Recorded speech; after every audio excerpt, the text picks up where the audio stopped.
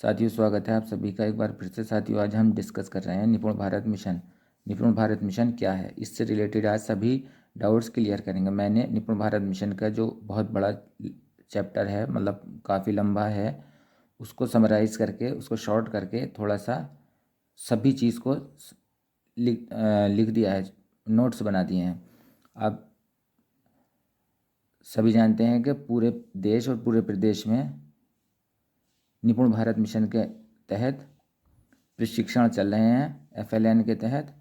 तो इस वीडियो से आपको उन प्रशिक्षण में, उन ट्रेनिंग्स में हेल्प मिल जाएगी। तो निपुण भारत मिशन की शुरुआत केंद्र सरकार ने 5 जुलाई सन 2021 से की। इस योजना के तहत प्रारंभिक चरण के छात्रों के लिए संख्यात्मक मूलभूत पढ़ने और समझने के प्रयास में सुधार किया जाएगा। निपुण भारत पहल केंद्र सरकार की स्कूली शिक्षा विभाग द्वारा लागू की जाएगी।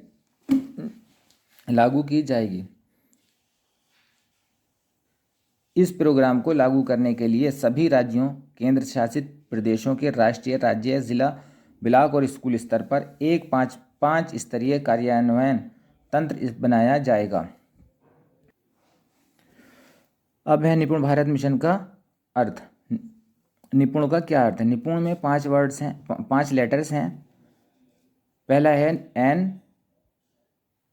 NIPUN। तो निपुण का इनका जो एक्सप्लेनेशन है, N for national, I for initiative, P for proficiency and U for understanding and N for numeracy. तो इनका जो पूरा हुआ ये national initiative for proficiency in reading with understanding and numeracy. National initiative for proficiency in reading with understanding and numeracy. और इसका हिंदी अर्थ क्या हुआ? बेहतर समझ और संख्यात्मक ज्ञान के साथ पढ़ाई में प्रवीणता के साथ पहल। बेहतर समझ और संख्यात्मक ज्ञान के साथ पढ़ाई में प्रवीणता के लिए पहल। यह योजना सुनिश्चित करेगी कि प्रत्येक बच्चा वर्ष 2026-27 तक ग्रेड 3 के अंत तक पढ़ने, लिखने और अंकगणित में सीखने की क्षमता हासिल कर ले। यह पहल स्कूली शिक्षा कार्यक्रम समग्र शिक्षा का एक हिस्सा होगी। अब यह योजना क्यों शुरू की गई? यह योजना भारतीय स्कूलों में मूलभूत शिक्षा एक खामी रही है। Annual status of education report के निष्कर्षों के अनुसार लगातार वर्षों से स्कूलों में प्राथमिक शिक्षा प्राप्त करने वाले अधिकांश भारतीय छात्र बुनियादी अंकगणित को पढ़ समझ नहीं पाते हैं। इस कारण इस मुद्दे से निपटने के लिए यह पहल शुरू की गई थी। यह योजना नई शिक्षा नीति के अनुरूप है। Annual status of education report 2020 के अनुसार 4 से 8 आयु वर्ग के 25% स्कूल जाने वाले बच्चों के पास आयु उपयुक्त संज्ञानात्मक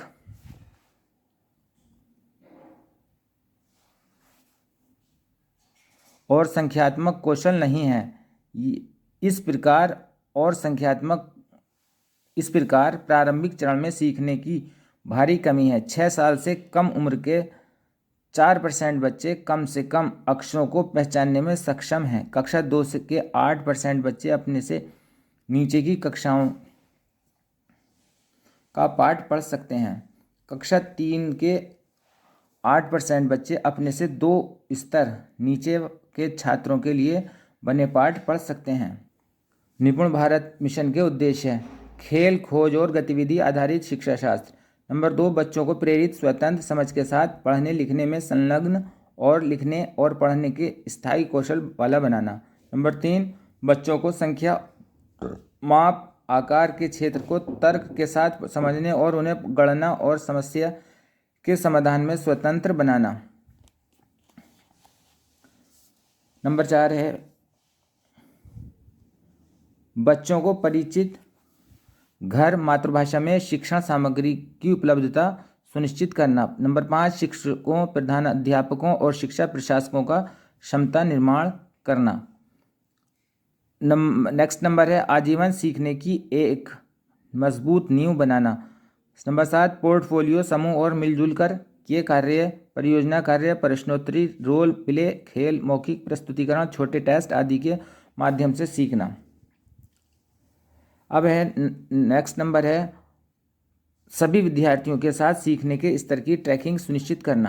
इसके अतिरिक्त साथियों सभी स्कूलों में ये शासन का जो ऑर्डर है, ये सभी स्कूलों में इसकी कॉपी होना चाहिए। इस ऑर्डर के साथ सभी जो कंटेंट है वो भी और जो इसका प्रोग्राम है वो इसको इसमें मेंशन किया हुआ है।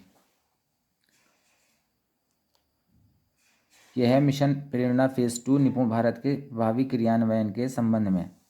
अब इसमें सब कुछ दे रखा है, निपुण भारत मिशन का विजन एवं उद्देश्य। इसमें उद्देश्य दे रखा है, लक्ष्य दे रखे हैं, इसके घटक दे रखे हैं और इसमें जो है ग्रुप्स को कक्षा नर्सरी से या आंगनवाड़ी से के बच्चों से लेकर के कक्षा 8 तक के बच्चों को 3 ग्रुप्स में डिवाइड कर दिया गया है।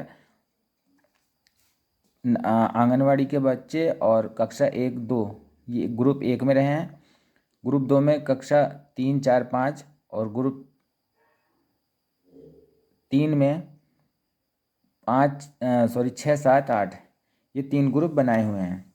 इनको कम से कम कितना सीख लेना चाहिए वो सब इसमें मेंशन किया हुआ है। इसमें बाल वाटिका है, बाल वाटिका तैयार स्कूल तैयार मॉड्यूल, संवर्धित कक्षा कक्ष, शिक्षक प्रशिक्षण, दीक्षा में MIT प्रणाली का प्रयोग, अधिगम आकलन, पुस्तकालय का उपयोग, सामुदायिक सहभागिता, वित्तीय प्राविधान, क्रियान्वयन एवं अनुश्रवण। और ये टास्क फोर्स है, से सदस्य कौन कौन होगा राज्य स्तर पर, उसके बाद जिला स्तर पर, ब्लॉक स्तर पर कौन कौन होगा और टास्क फोर्स के कार्य। ये लक्ष्य सूची दे रखी है, क्या क्या लक्ष्य हैं ग्रुप वाइज।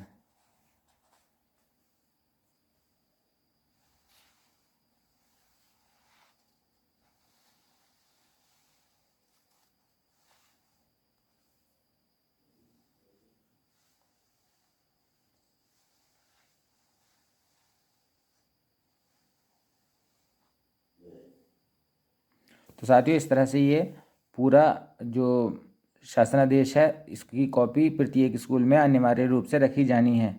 सभी स्कूलों में ये कॉपी होना चाहिए।